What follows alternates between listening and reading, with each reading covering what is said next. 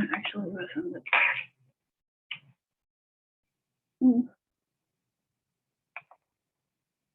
No, I don't want to sit doing this.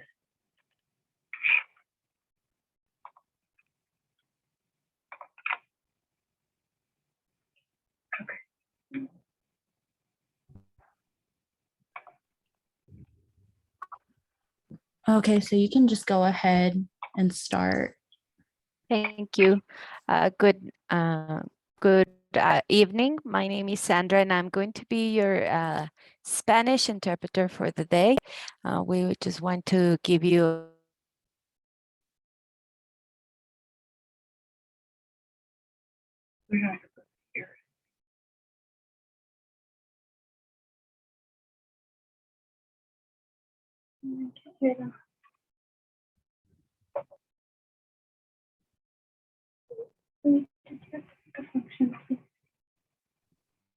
Is anyone in the English channel?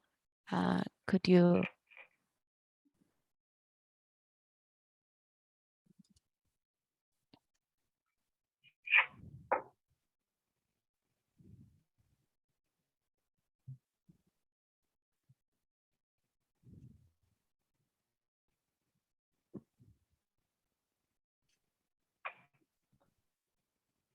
The interpretation feature should be on now.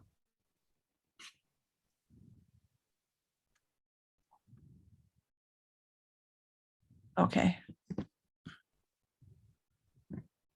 Okay, can you hear me now? Okay, got it.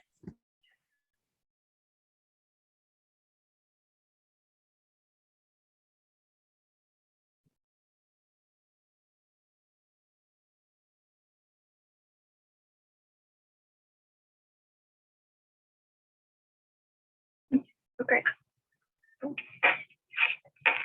Good afternoon. This is Araceli Sanchez with Mental Health America, and I have here my crisis case manager. Hi, my name is Jessica. I am the crisis case manager for Mental Health America for our first program.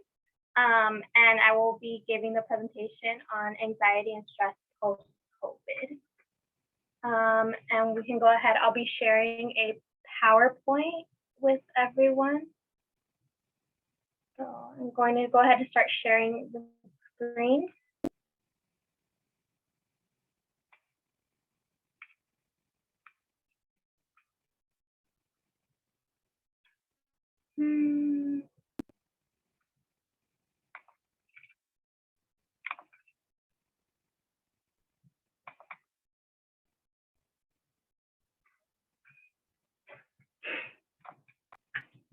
Okay.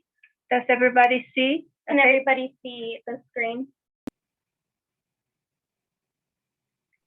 So we're hoping that. Thank you. Yes, we can see. Okay, thank you. So just as an introduction as to what we have seen that COVID has brought. So COVID has brought uncertainty, worry, fear, and many other emotions related to the impact it is having on our lives. If you as a parent, as an adult, feel anxious and stressed about its impact and what it's doing to your normal life, you can assume that your child is feeling stressed and anxious as well. So COVID's traumatic impact is equivalent to that of a natural disaster, such as an earthquake or tsunami, hurricanes, and such that we have experienced. Traumatic events are typical situations that are out of our control, beyond our usual experience, and cause us to feel as though our lives of others may be in danger. And then next, so impacts of natural disasters. As parents, if you guys can think back whether you were involved in a natural disaster, that be a hurricane, an earthquake. Living in California, we have gone through several wildfires.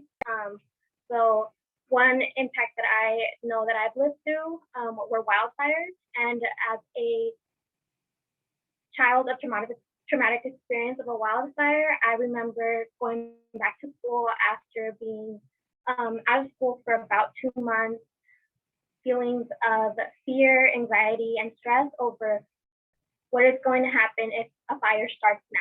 What is going to happen to my siblings? What is going to happen to my mom and dad? Am I safe? Will I see them?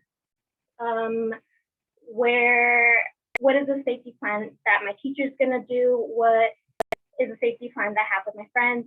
What happens if I'm outside and the fire happens? So feelings that came up with that. So you can imagine that with your child who is experiencing COVID and now they are back in school, they are probably experiencing feelings of worry, feelings of uncertainty, feelings of being unsafe. They do not know if they will get sick at school. They don't know if a peer is sick. They do not know if their teacher is sick. They don't know if mom and dad are safe at work, if there's a possibility of mom and dad getting sick. So they're carrying these feelings of fear and uncertainty. And if there is no reassurance of that there is something in place so that uncertainty and that fear can be brought down to a level where it is not distracting them or impacting their thoughts at all times, your kids are going to be constantly having the stress and anxiety, in a constant mode of stress and anxiety. So ways that you can support your child is having conversations, asking questions, and the reassurance. So in having conversations, it could go along the lines of just asking what they're feeling when they are at school, if what they feel about if they've gotten sick or when they are getting sick or if somebody they know is sick. Asking questions along the lines of whether they're choosing. I know schools, different districts, different schools have their own implementations for COVID as far as whether they will be wearing masks or the 6 feet distance requirement or what the requirements are. Children are aware of what the requirements are. Children know what helps them feel safe. So asking questions, how do you feel safe? How can I help you feel safe?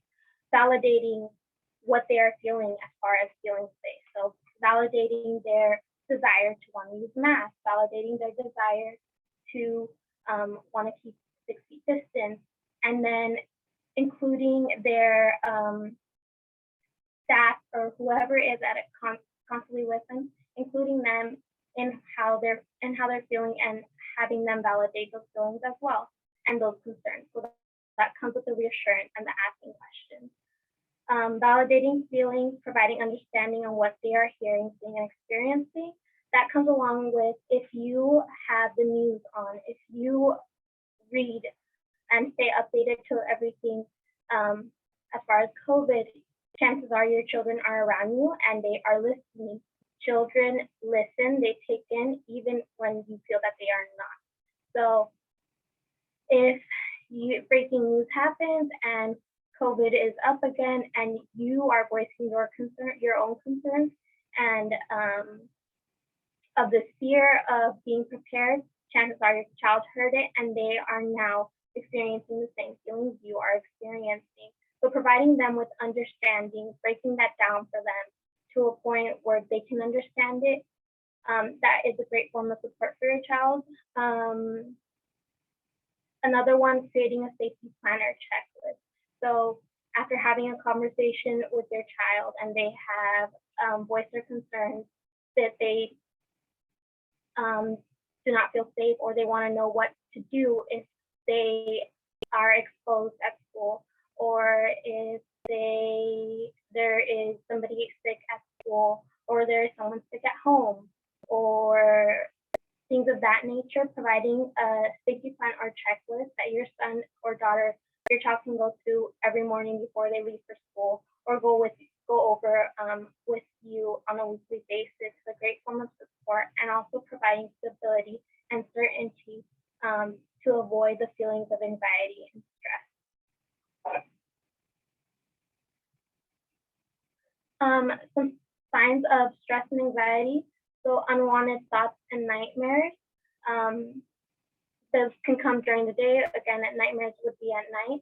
So unwanted thoughts could be they're sitting in class or they're playing with friends, and all of a sudden a thought of related to anything related to COVID. So, is this clean? Is this safe for me to touch? Is this safe for me to sit here? Those are unwanted thoughts, and those are signs of stress and anxiety. So negative feelings, crying, anger, and frustration. If your child is showing these signs and they were not there before, that is a sign of stress and anxiety. So having trouble sleeping, cleaning, being clingy and bedwetting.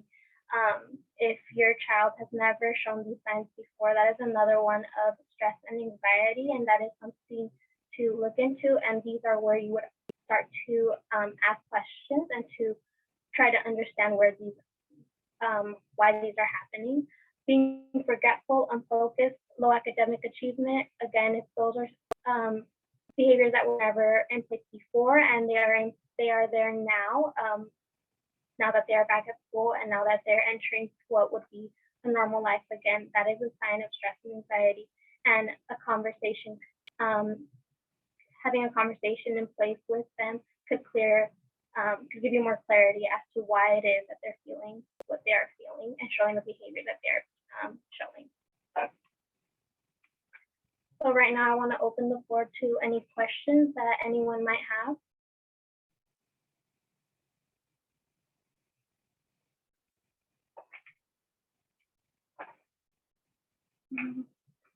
So Jessica, I wanted to ask you, and I wanted you to share your experience during COVID and what you had to do with your brothers.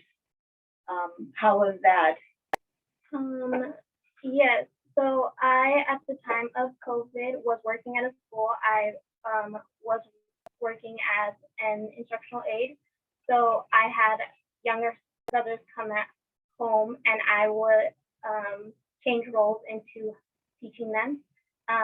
So a lot of what we experienced was frustration with having to teach them at home.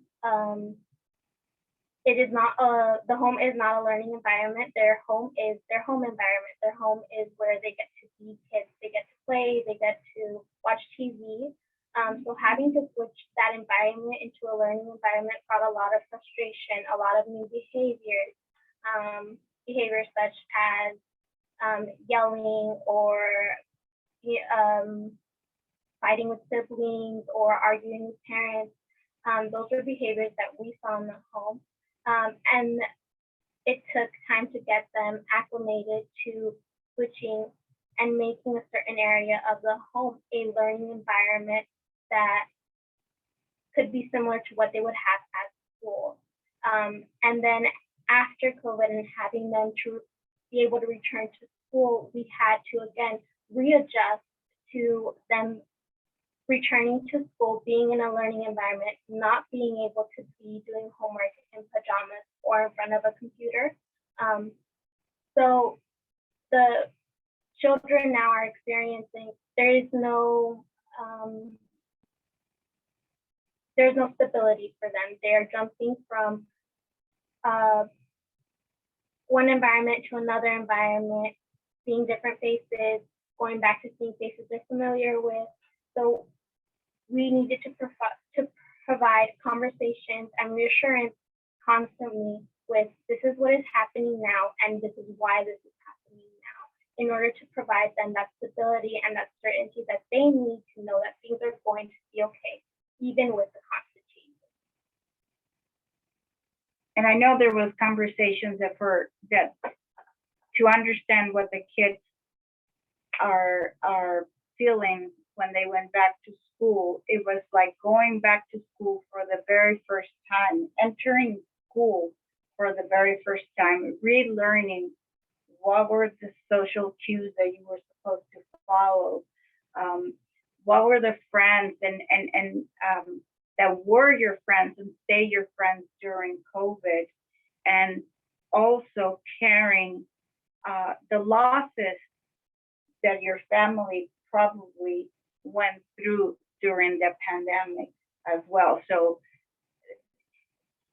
kids are processing not just the going back to school, the anxiety of what is it that we learned while we were at school, but also the effects of the losses maybe, and the fear that was lived during that time. And again, we talked about normal, and it's normal because of the world is telling us that we're back to normal, when in reality, the process of the uncertainty, the process of readapting and learning those social skills and processing those losses and what we saw at home maybe, that's going to take longer. So we need, as parents, we need to be mindful of that and be patient with them. And school grades are fantastic. And right now, there needs to be a focus on the mental health and the mental recovery from the experience of a traumatic event, because COVID is a traumatic event, as Jessica put it. It's a natural disaster. It's a form of trauma. And trauma, what is it? It's a wound. It's somebody that was it's in pain, and we can all be in pain for what we lived and during COVID. Another thing I wanted to add, yes, it is being patient with the kids, but also parents being patient with yourself. Being patient and as well as encouraging for yourself. It's okay not to have all the answers. It's okay not to be able to provide the reassurance and the certainty that they have if you do not have it. But it's also, if you do not have that reassurance for yourself and that certainty for yourself, being vulnerable with your kid and explaining that I am not there yet, but let's go on this journey to being there together. So walking them with you through that journey, and that's going to take patience on yourself as well. And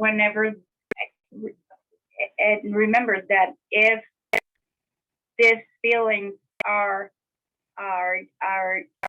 taking longer to recover, more than 2 weeks, it is affecting their ability to socialize in a dramatic way, or you're seeing some big changes. It's always a good thing to reach out for help and to be assessed. What else could be going on?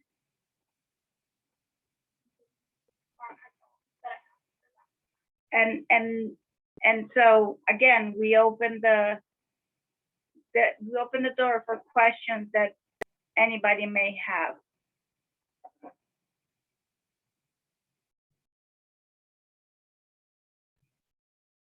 I see something in the chat. I'm going to check if they are questions.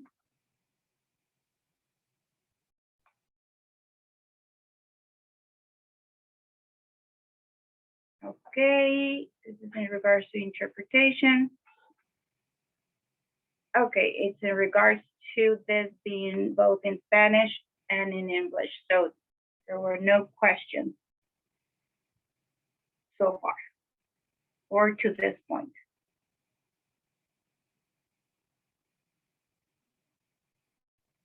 Okay, so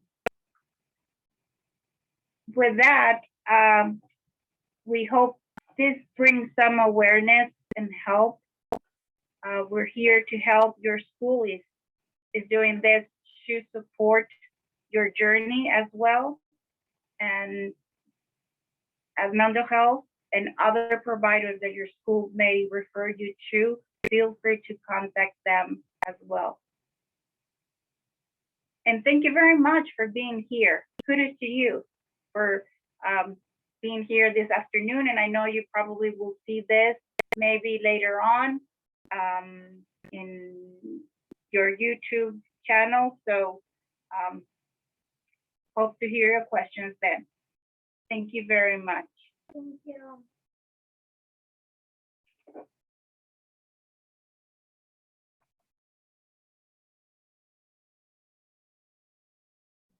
All right, thank you.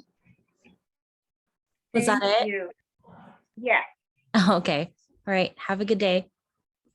Thank Thank you, you. everyone. Thank you.